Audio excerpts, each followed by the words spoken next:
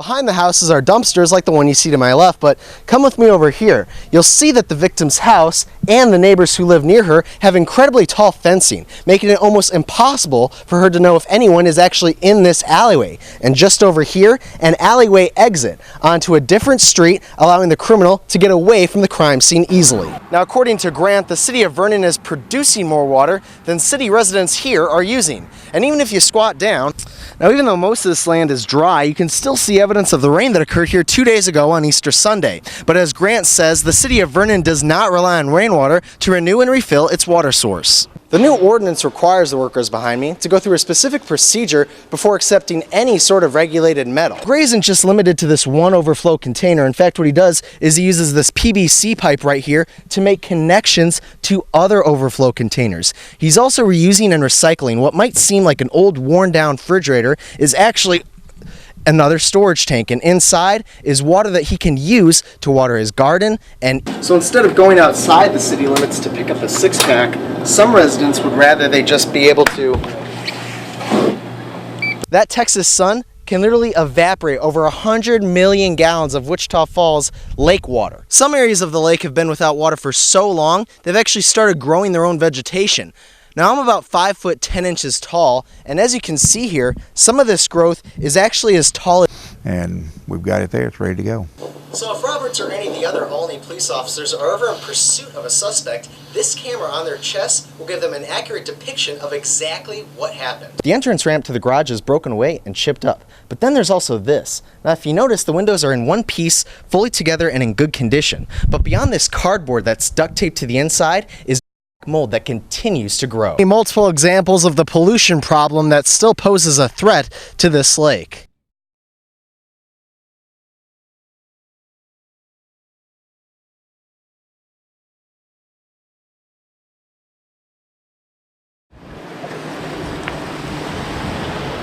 It all happened just after noon. About 12:42, we got a call in reference to a robbery here at the bank. I believe it's Wells Fargo at the United Supermarket here in the 4500 block of Jacksboro Highway. Cameras inside the store captured this man walking in, taking a look at the bread near the bakery, then making his way towards the Wells Fargo bank, now taped off from the public. He came in, he presented a note to one of the tellers, and then made verbal threats. He demanded some cash. You can see him here behind the counter. They gave him an undisclosed amount of cash. He took it, put it in a bag, and left the store. He went south as he exited the store on foot. Out of these double sliding doors and back into daylight, back into society. Wichita Falls Police Sergeant Harold McClure says he wants people to be on the lookout and help catch whoever this person may be. McClure gave a final description of what the authorities are looking for. When officers arrived, they were given information that a white male, approximately 5'9" to 6'1", maybe 250 pounds. He was wearing a hat, sunglasses, dark colored top, light colored pants, possibly like cargo pants, and black and white sneakers. Though the robber was able to get away, there was some good news. That no one was injured, which is always a good thing. Wichita Falls resident Jimmy Witt is an avid bowler. He's been here for over 50 years, but Witt is definitely not a smoker. A new ordinance would put a ban on lighting up in public places, including this bowling alley. I don't think it ought to be. Their personal rights should be taken away, but then it should be very controlled. I'm the general manager at Village Bowl. Mark Pope says that smoking is controlled, but he also wants to make sure that no bowlers are discriminated against. We have a smoke-free environment that we've gone to great extremes to try to provide for the non-smoking bowlers, and it also have a smoking area for those that do choose to smoke. That smoke-free environment is called the Smokehouse Jail. Inside the jail, I met Karen Bridges, senior citizen and a bowler, and a cigarette smoker. She says she has no problem going to jail and respects those that don't smoke. But she also says it's very unsafe for us to have to go outside to smoke. If the ordinance is passed as is, smokers would have to be at least 20 feet from the door before they could light up. As a bowler, Bridges says that's bad news. Because if we go outside, we get stuff on our shoes, and then we have a chance of going down that lane when we throw that ball. Meaning you could slip or stick when you go for that next strike. or not, Witt says it's a question of what a person can do or cannot do. If you take away all people's rights, then you're taking away their freedom. But it's a bigger TV. This family is thinking about buying a new TV. So, like, I mean, that's honestly why I love this TV, though, because just right there alone, you don't see an emotion. They're looking at Samsung and some of the latest TV releases. So this is one of our new Samsung Smart TVs, smart being that it has access to certain applications through the internet, wirelessly or wired. And also voice recognition. But I also understand that it can even record even when you're not using it, as long as you have the function turned on. Yes. It's always on, essentially. It's recording even whenever you're not using it. But when I got the chance to ask about recordings going to third parties, I don't want to say on camera that it's going to record those when I haven't seen that. So Classy was very helpful. He pulled out the buyer's guide. The two of us read through front to back. No mention anywhere of video recordings, let alone those recordings going to third parties. Was there any proof that third parties are involved? After searching Samsung's website, I finally found their privacy policy. So here it is on the Samsung website, and you have to actually scroll down. And once you get to voice recognition, on the second paragraph, it reads, quote, "Please be aware that if your spoken words include personal or other sensitive information, that information will be among the data captured and transmitted to a third party through your use of voice recognition." End quote.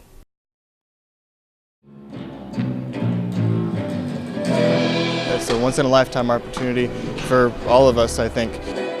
This was more than your typical symphonic show. 4 Texoman high school students were given the chance to play with the pros. It was an amazing experience. Time for Three is just so interactive, and they brought the audience into the music with them. Violinist Hunter Sanchez is one of 4 Texoman youths who were able to play with the Wichita Falls Symphony on stage. Mateo Auz wishes he could do it all over again. For me, it was like an honor to play with all these great musicians. Time for Three is amazing. All 4 had to audition for the opportunity to play on stage with Time for Three and the Wichita Falls Symphony Orchestra. I love playing with professionals that do this for a living, and yes, I do aspire to be that. They were all mentored by the very professionals they played with, putting in lots of hours and dedication. Definitely learning from my mentor. Again, they auditioned for this spot as well, just like we auditioned for this. They put their own dedication into it, and we learned from them. So learning what the professionals do is really amazing. Learning how to play like a pro with a professional group.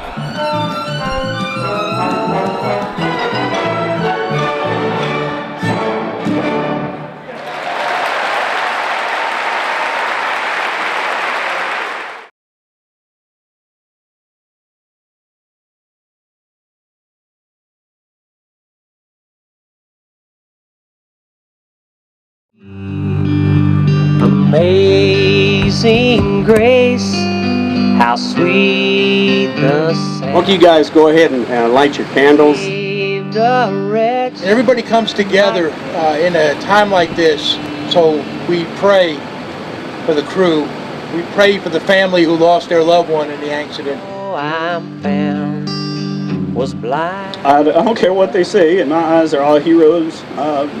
In your eyes, they should be too. When we've been there. Father, there's a lot of things we don't understand, and we need your peace that surpasses understanding. As the sun, we've known less days to sing God's praise than when we first begun. Amazing grace, how sweet the sound.